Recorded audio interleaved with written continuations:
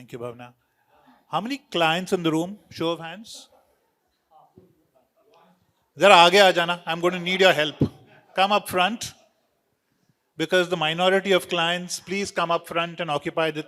Please, I insist. And the rest of you, please come up and occupy the seats in front because this is going to be a large fireside chat now. Rohit and Virat are both out, so it doesn't matter. Shubman is also out. So cricket came back bach jaye. All the action is here. Oh, client wale haath. Ab aa rahe ho ki nahi? Bhavna, someone is checking whether Loveleen, because she texted me quite a while back saying she's in the. Huh? Thanks. Okay. So I'm going to start with a rapid fire round.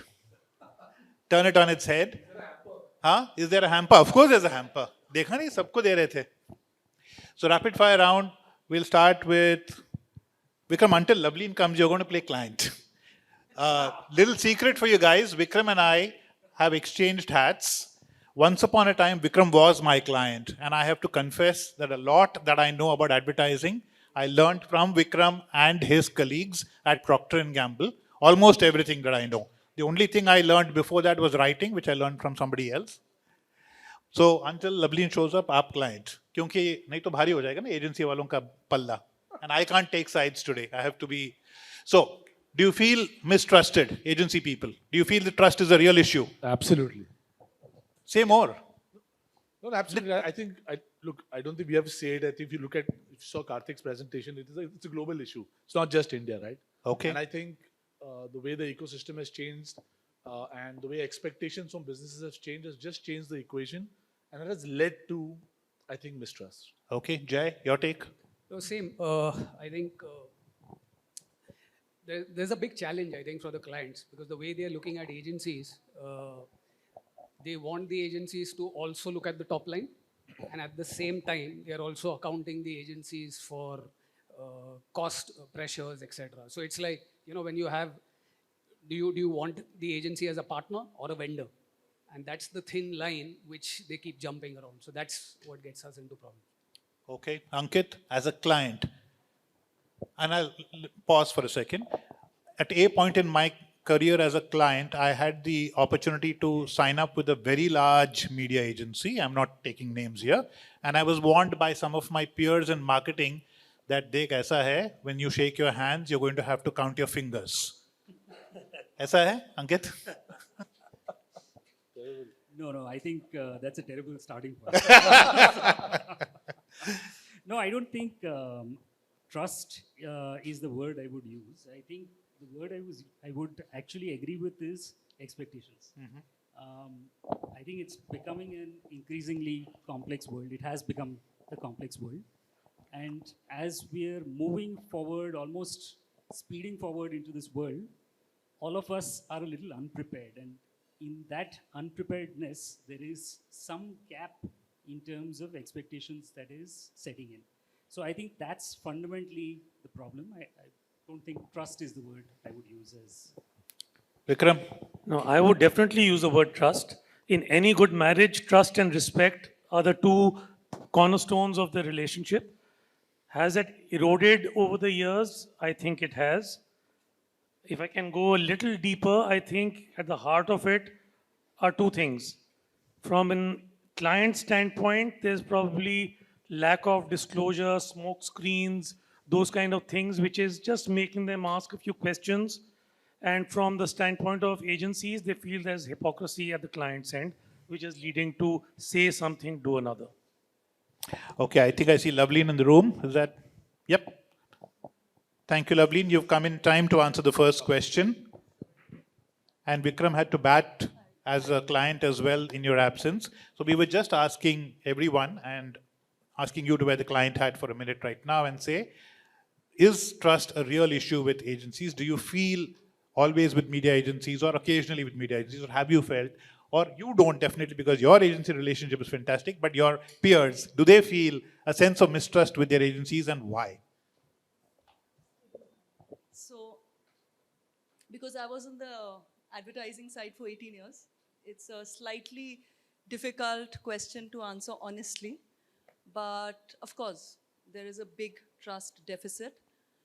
It used to exist on the creative side as well till I think 2000, 2001.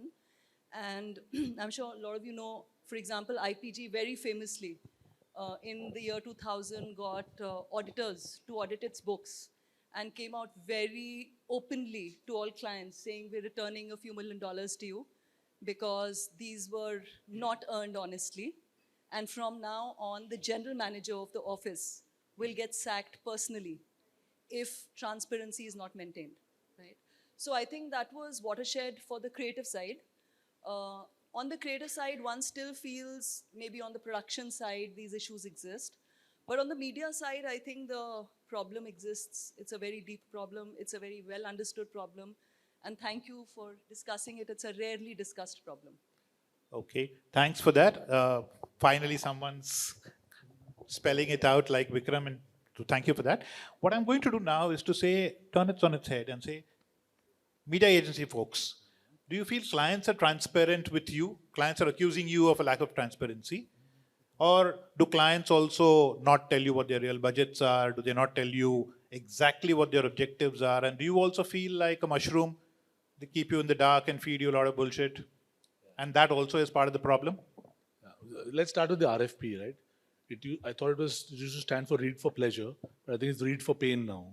Because when you get an RFP and you open it, it's almost like they're looking for the Avengers, right? You're looking for superhuman people who can do superhuman things. And the expectations are just endless. I mean, RFPs have just become reams and reams of documents. And to my mind is that, and I'll go back to the earlier conversation which happened, which was about expectations, right? I think if expectations are clear, then you need to also have full disclosure of what can you provide your partner to deliver to those expectations, right? A lot of times, simple things like distribution is not in place, but media and advertising are supposed to create the miracle. How will that happen? And when you go deeper and look at distribution data, you realize that there is no physical availability of the brand. How is advertising going to deliver? Or media going to deliver? So I think it works both ways. And I think in some cases, I think, like I said, because the environment for marketers has also changed. Today, there's huge amount of pressure on the bottom line, and it's no longer an annual point of view. It's a quarterly point of view because the board meets quarterly, shareholders are looking for returns quarterly, and effectively, what is the one piece of budget that the CFO has to play around with is the A&P budget. And I think that's where the pressure on the marketer has changed, and that translates into a very different set of expectations from the agency, which, to my mind, is that dynamic, if it doesn't settle at a reasonable level, will continue to breed distrust. Ankit, ball's in your court. Anand is saying expectations are too high. Are you saying, on behalf of all clients, not on yours only, obviously, are you saying that they overpromise when they pitch and then underdeliver, and that is why your heart is broken? See, I think the RFP, and to go back to what Andy said, right? I think earlier it used to be about finding the right partner. Now it's become a bidding war, right? And in a bidding war, more often than not, I think there is a lot of pressure on the participants to bid lowest and then figure life out from there on, right? So I wouldn't say, he's absolutely off the mark in terms of what he's saying, but I would honestly say that it's actually at both ends, right? The problem is not unilateral. It has to be addressed by both partners, and I stress on the word partners over here. And honestly, I think what we seem to have lost out in this whole race towards finding efficiency is the spirit of partnership that we used to have not even many years ago, right? So that's my take on it. That's really super of you to say. You know, the morning started, and I don't know how many of you were here in the morning, because it looks like now only those who are getting awards have shown up for the rest of this day. But Sam started the morning by literally bringing us to tears, reminding us of the times when 15% was the income available to the media agency, to the agency ecosystem, divided between creative and media, of course, and to a point where now, whether it's percentage or not at all is become debatable, whether there is any revenue or not at all is debatable. But to that, I have a point to make. I went and looked up top 5 advertisers globally and top 5 agencies globally. And one thing I noticed was on a per employee basis, the advertisers seem to be making roughly double of what the agencies are making. Is it possible that you guys have too many employees for the job? Media people? You also can answer. Is it possible? So 300K per employee, 300 USD, 300,000 USD per employee is what the top few CPG brands in the world are making. Whereas media agencies are making 150K per employee revenue, Yeah, not profit, revenue. is the revenue that they're making. So, I think, Karthi, that answers your question because that's the challenge for us. So do you have we too many should be people? making Is 300. my question. We are making 150. no, So do you have it's- too many we are people? no, underpaid. I think, We are- sorry. The fact remains that in our businesses, we used to hope to get a 40% staff cost ratio, staff to revenue ratio. We are running at 55, 60%. If you take any CPG manufacturer, they will be having staff cost at less than 10% of their revenue. So I don't think this is a fair comparison. I think what would be more useful to see is take the number of employees and from the balance sheets take the wage costs. You'll find average salary per employee is at least 25, 30% higher on average, if not more, than what it is at agencies. And I think that's where the problem lies because today is that peanuts monkeys game. Now it's terrible on our side, but if the commissions keep on coming down, if you do a reverse auction on commissions, and finally we are weak enough to actually accept a mandate at a place where it doesn't make sense, guess what? I mean, look at the kind of talent that you're getting at entry level in advertising companies and what you're getting in agencies. And when I started off, agencies and CPG companies attracted the same talent from the same pedigree of colleges. It's come down a long way. Sam echoed the same ideas in the morning as well, that IIM MBAs, for example, agencies simply cannot hire, whereas 20 years ago, it was a sought after career for MBAs as well. But going back to this point about revenue, the agency folks are saying that we're paid peanuts. Clients, is it true? Or do you feel like because they're being paid peanuts, they're trying to, so to speak, find opportunities for leakage, and that is why there is a trust issue? No, first I agree, keeping the transparency part aside, over the board, they are being paid peanuts, okay? They committed, when I say they, I mean me, when I was in advertising, we committed suicide, right? We split the business from creative to media, then in media we split the business from digital media to mainline media, then OOH went separate. Now creative, there is social, there is digital content, there's mainline. What have we done? Now, earlier we used to pitch for one client and we used to get the entire business. Now you have to pitch for the same client 6 times, okay? Number 2, I don't think overheads are managed still well, okay? And I don't think they can be managed beyond a point because there's high attrition. You have to continuously upskill your people the way the media game is changing. The 15% agency business or the net 17.65% agency business is now, if I broadly look at the creative part, it's on an average of 6%. If I look at the above board media part, it's on an average 4%. Does it add to 15 or 17.65? It doesn't. But why should it? Okay. Of course it should. Now, what does, and now I'm again talking as a marketer, and I'm supporting the agencies because the value that an advertising agency creates, it's long term, okay? Because you create equity, and basis that equity, newer products are launched, okay? And marketers, or let's say the corporates, are constantly pivoting basis that equity. It's unmeasurable, okay?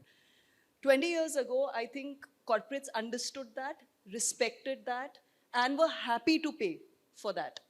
Today, I think the talent and understanding on both sides has suffered, and possibly long-term vision on the corporate side has gone off.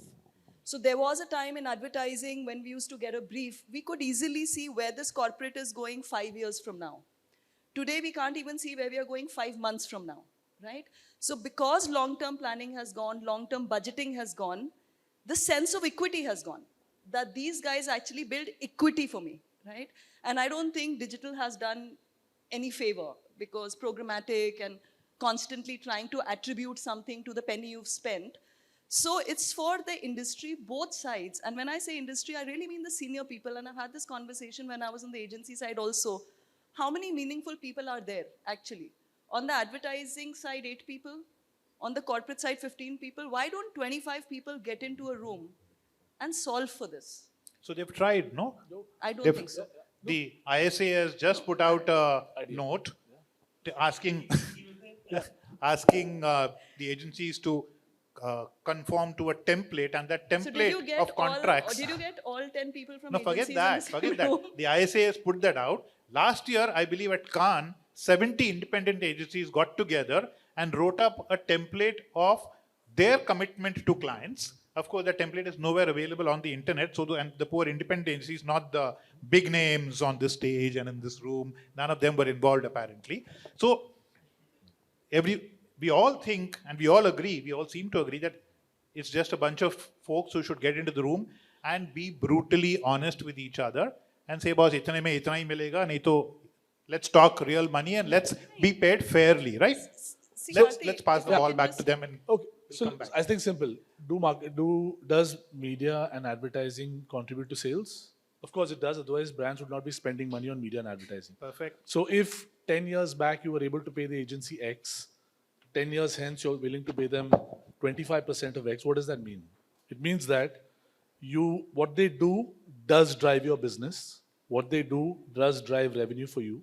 Now, if at your end, let's say one argument is profitability has changed from what it was 10 years ago, it's much lower now. Fair enough.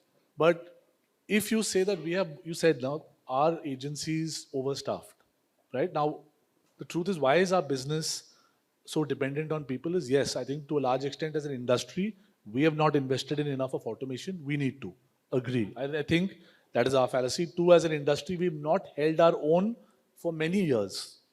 For many years, we've not held out and pushed back as an industry.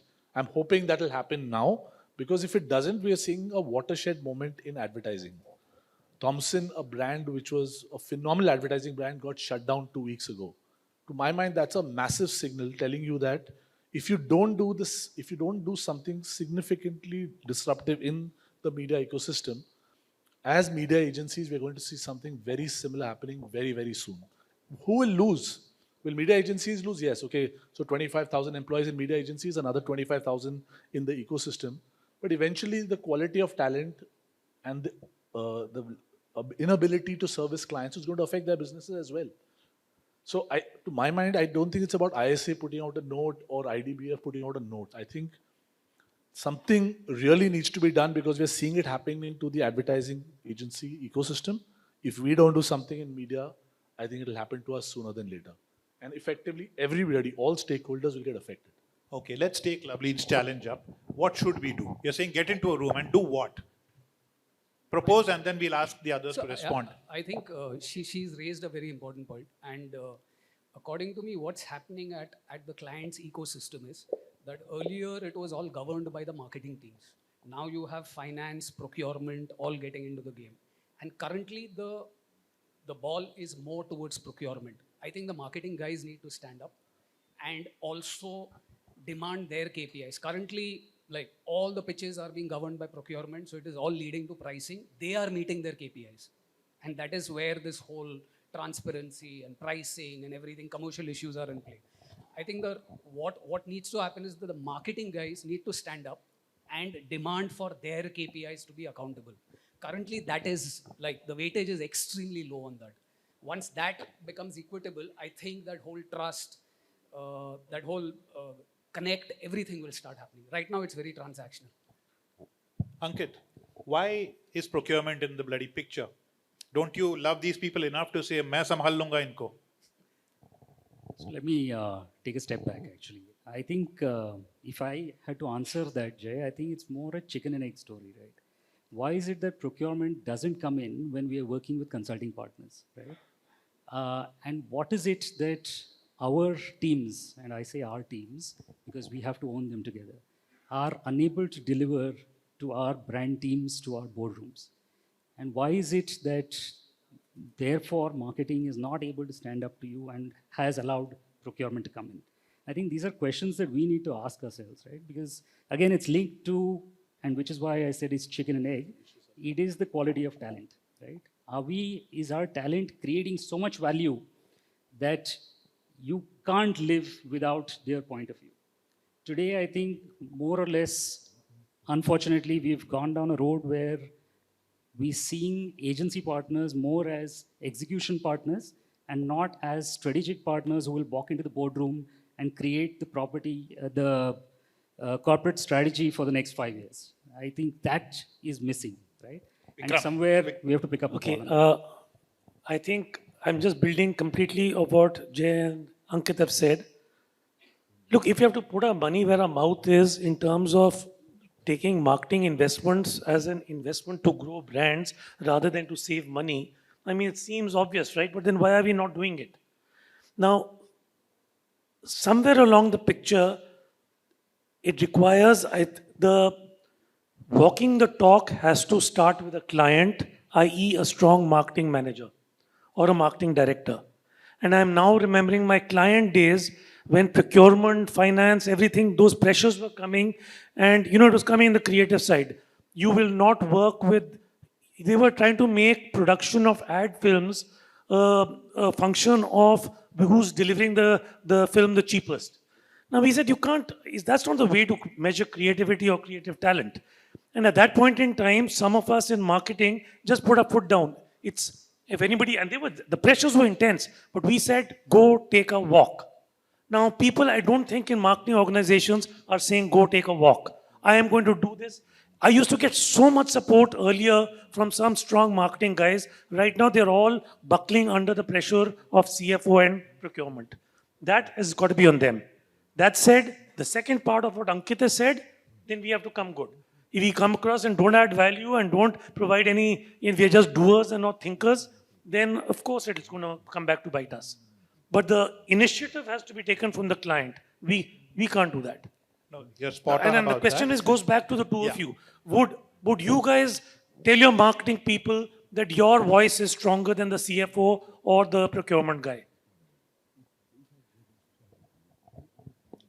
No, so Vikram, I think that's essentially what I was saying, that we need partners who come in and deliver that value for us to be able to make that point strongly enough within the organization, right? Tomorrow and then we have to follow.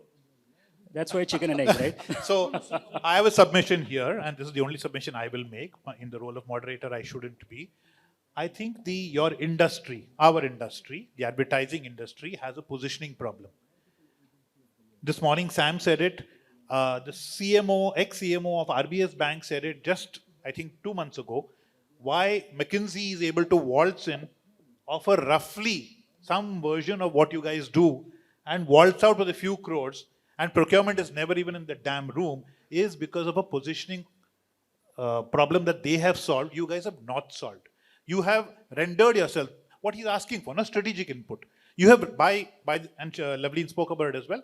All of you, by fragmenting and therefore having no knowledge power, now suddenly you are in this space of vendor, executor, etc., etc. He wants to use the word partner. He's trying to. We are trying to. But the CFO and the procurement guy, they should be dare to open their mouth. That's some of that positioning problem, I think, is your industry's If problem. I can jump in for a second. See, firstly, I don't think anyone wants agencies to become McKinsey. We already have enough McKinseys, and I'm not sure very, very happy about them. Okay? And there is a separate problem there of the amount of money we put there and if there's accountability to that money, to the outcomes. We want agencies to be agencies. Okay? What's happened on the agency side, if you look at the agency side, look at the top guys, they're all creative people today. Okay? So is that the only input creative agencies have left towards clients, which is, we'll give you a script. Okay? So agencies on the creative side need to look into that. That change has happened in the last 10, 15 years, where all the suits who were earlier putting the thinking caps on were doing SWOT analysis, understanding competition, letting a marketer know what the potential is, what the cohorts are, new word, target audiences, traditional word, is doing, etc., has been compromised by agencies. Similarly, on the media side, planning no longer exists, let's be honest. Only buying exists. okay? Because possibly that's where they make their money from, okay? So on the creative side, they get their awards from creative. They go to Cannes, they get their awards and reputation from creative, so only creative exists. On the media side, they make their money from buying, and therefore only buying exists. Now that was also fine, okay? Because as a marketer, in fact, I truly believe as a marketer, my job is to do my own strategy, okay? Creative agency at best can assist me doing my own strategy. Are you doing that well, right? So if you're getting rebates that you're getting, are you transparent about that? That's actually why I said yes to this panel. And I'm We've just said gonna, it, we've I'm said gonna the make word. I'm going to make 3-4 points, okay? Are you transparent about the rebates that you get? Are you transparent about the consulting fee that you get from media houses, okay? Because that is a relationship of conflict. If you are today doing consultancy for a Star, or if you're doing a consultancy for a India Today, okay? Should that be allowed? Because that's a relationship of conflict. So I don't know what's happening. Number 3, our fault, okay? Do we have auditors in the room who have rules and saying we will audit this big money? In our contracts, are we very clearly mentioning rebate, okay? And what the SOP will be around those rebates. So that's to the transparency side. With regard to the input side, I totally agree. I have, honestly, in my 10 years, 10 and a half years, on the corporate side, never faced a purchase problem. Okay, the purchase guys enter the room because I want them to enter the room, okay? So if I'm pretending that the purchase guys are doing that, I'm pretending, because I don't know how else to put pressure back onto my friends who are otherwise whining and dining with me and really helping me build my brands. If the CEO or the CFO are not giving the budget, that means my KRAs are not clear.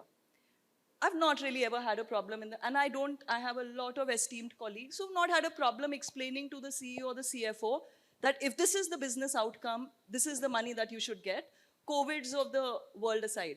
I think in terms of transparency, one point, and in terms of what we want to give to the client, on the other side, if we are clear, it's not very difficult. Of course, the third part is what agencies like Dentsu are doing or struggling with. I don't know where the situation or what JWT is doing. How do you get the entire marketing piece from the agency side as a one solution, right? Because at the end of the day, you're marketing a single product across multiple channels. If marketers have adopted omni-channel, isn't it time agencies wake up to adopting omni-solution? That's a really big problem, and because of which transparency has become a much bigger issue, because my single dollar is now being split in 5 places. And therefore, what I was up till now kind of ignoring, I can no longer afford to ignore because I have to split that dollar across 5 agencies. And I can't do that. Now you know why I was waiting for Loveleen for the first 7 minutes. Okay, we have 3 minutes left, so I'll leave it to the gentleman from media to respond. No, as she's best as raised they many like. questions now. Which one should we answer? Pick one. Pick the hottest So one. let's talk about Voldemort question. He who mustn't be named rebate. उससे भाई बड़ा एक question है inventory जिसको आप लोग trading बोलते हो Trading. So which one should we वो start? with? उसका बाप है ना नहीं, उसको उसका कर लो. बाप, well, depending on what you want to start Because with. in the financial world we used to call it front running and we could go to jail for it. But in 2 minutes, what do you want us to take? You pick. You're the moderator. चलो वो rebate ही कर लो. Okay. So, look, the rebate question is one where clients come back and say that you're using my money, you're earning an overriding discount, give it back to me. Okay? Now, a couple of things as background that becomes important to just lay the groundwork is that whatever is being happening at a rebate is obviously at an overriding agency level, not at a client level. A media owner will only give a rebate if he gets a revenue increase, a yield increase, and or a share increase. This will not come at the cost of an individual client's pricing or plans. With that disclaimer firmly in place, and any agency worth its salt maintains its integrity on that, there is a large machinery that goes in terms of talent, skills, systems, people to try to see how to organize a very complex set of spending in a particular direction. At the end of it, you may make some money. Now, the question out here is, if you start giving this entire money that you've earned with great amount of effort back to the clients, what's the incentive for the agency to do it? So fine, we're giving it back to you. Then let's kill the goose that laid the golden eggs. We'll stop doing this practice. If we stop doing this practice, everybody loses. Now, the other one is, can we share it? Sure, that's a conversation we can do. But if you're paying us well enough, only then you can ask it. With these very simple points, let's have a transparent conversation and move forward. Simple. Super answer. Our agency is underpaid according to the two of you. Do you feel hand on heart that you're Gross- underpaid? And do you believe? Grossly? And do you? Grossly underpaid. Okay. So And- can and we do you commit to believe that us- as clients that we will make an effort on our own to figure out what we So, can do to pay them better? You know, Karthi, I keep asking this question. How many times does an agency come back and say, hey, what happened to the campaign we did? Can you tell us the brand scores? Can you tell us the impact or bottom line? Minded. Right? So, no, in fact, most of them don't understand it today. Sure. Okay, 10 years ago they did. Does Nielsen even talk to Ogilvy? Okay, on the campaigns that they track? So I think the accountability is on both sides. Agencies should get paid. The together fee should come to 17.65. I thought that was a good benchmark because I've seen at least 7-8 years of that time. How do you come together to He's saying create that? utopia. No, there was a time, and I'm going to come back to the number of people question that you asked. There was a time where collectively, between the creative agency and the media agency, we were a nimble team of 4 or 5 people that would service a big account like Gillette way back in the 90s, right? Today, on a 10 crore account, I see 10 media people there. Okay, I see 7 creative agency people there. And that's because the house is split. So there is a problem of efficiency. How do you correct the efficiency on the agency side, and how do we correct your fee? And on the rebate side, let's start by being transparent. That's where the conversation will begin. I have not got transparency in 11 years of asking.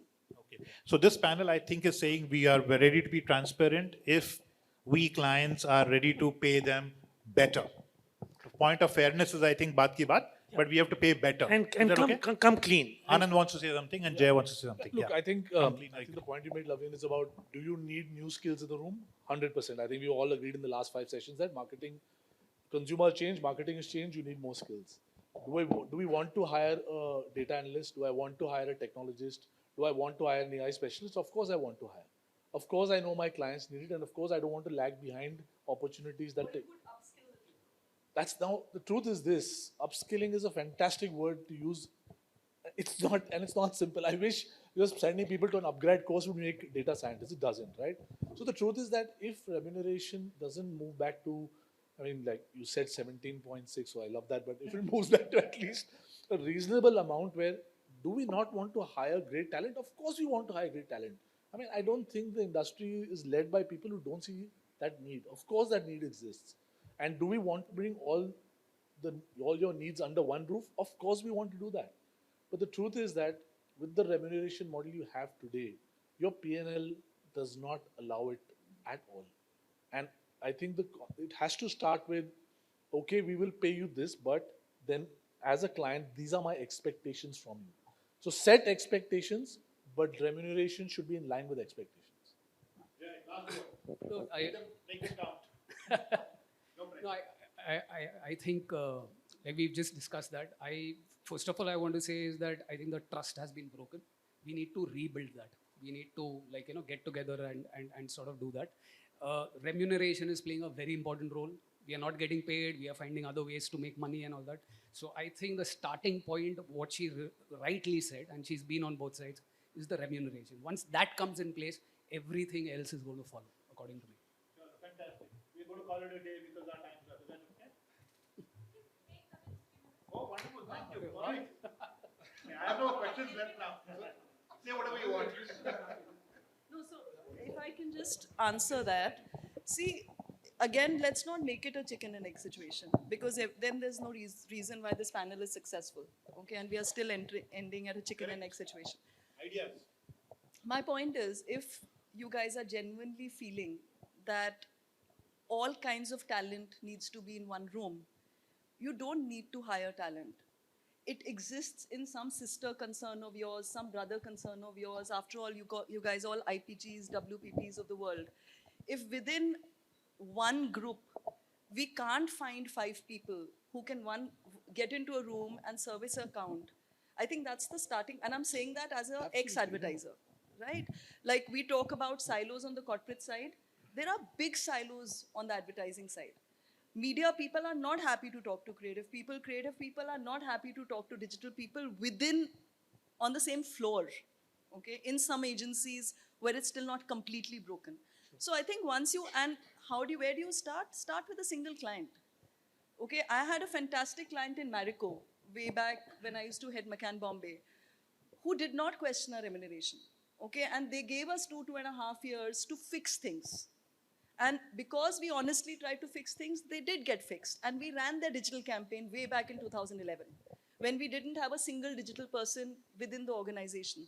So I'm saying, even if we start with a single client who's ready to give us that remuneration, and honestly set that team up and do a A/B testing on it and say, okay, this model works. Now can we take it to the second client and then we take it to the third client? I would happily be that client, but right now I'm a startup. No, But can't agree with you. I mean, absolutely, right? And are there clients who are willing to pay for what we call an interoperable model where you bring diverse sets from within a group? Absolutely, they are. And the few clients who do that are willing to pay you the remuneration, because the fact is this: if I bring 5 companies to the table, those 5 associates from different companies within the same group will have to be paid, right? It cannot be the same yardstick of 1.75%. It can't be that. Yeah, exactly. So I think it comes down to that. Is it possible to orchestrate a solution? Certainly. Has it been done? Is it being done? Yes. Can it be done for more clients? Yes, it can. I think the conversation always ends not at capabilities, but at remuneration. And I think it goes back to that. I think I want to just add 2 points. One, I think Loveleen, you should join the ISA. Okay? Definitely. Your point is absolutely valid about getting creative media, everybody together in a room. But there are clients who are also looking at that, saying that, this will allow me to bring in further efficiency. So I have a different creative agency. If you come together, then I'm paying X plus Y. That should be lower than what I would pay individually. So I think it calls for a great conversation, and to add to your point that it shouldn't be a chicken and egg. I think as a forum we should start talking about this. so I have a It's suggestion. not about efficiency. I have a suggestion. So just and I'm suggesting one this only response, because and sorry, I go need to ahead. answer, Ankit, Jay. I go. think on the point that you raised, ISA is not about bashing down remuneration. I don't think we talk remuneration at all, right? We talk about what will make agencies work better with us and work in a way which benefits both the businesses. So I heard you say, Loveleen should join, and she should join, but not for the remuneration point that you're making. Yeah. Okay, my suggestion is, I have been in rooms on both sides of the table as well. And even after commission went away and retainer fees came up, honestly, when the number comes on the table, I can see both sides of the table quickly doing back calculation. Ki iska matlab itna commission hai, which I think is bullshit, but you're all stuck with it. Until you guys reposition yourself from agency to something else, we're all stuck. Here's an idea. Do reward. And don't do reward on buying efficiency, but do reward on outcomes, which will force us, Munaz, to name only one KPI for the year. And if you deliver on that outcome, half my kingdom is yours. Is that correct? Correct. Huh? Absolutely. On that happy note, at least we'll stop now before we do any more wrist slitting. Hai na? So something like that. I would recommend to the 2.5 clients who are in the room, please take this back to your brethren and what is the word? Okay. Reward over and above for great outstanding performance. Maybe that's one way to start. So, I mean, cost plus for service and fill them with gold for value added. Absolutely. Share of the value added. Yeah. You do that, that's the start of a virtuous cycle. Chalo. Let it start here. And when it does, you'll remember it happened here. Thank you very much, guys. Thank you.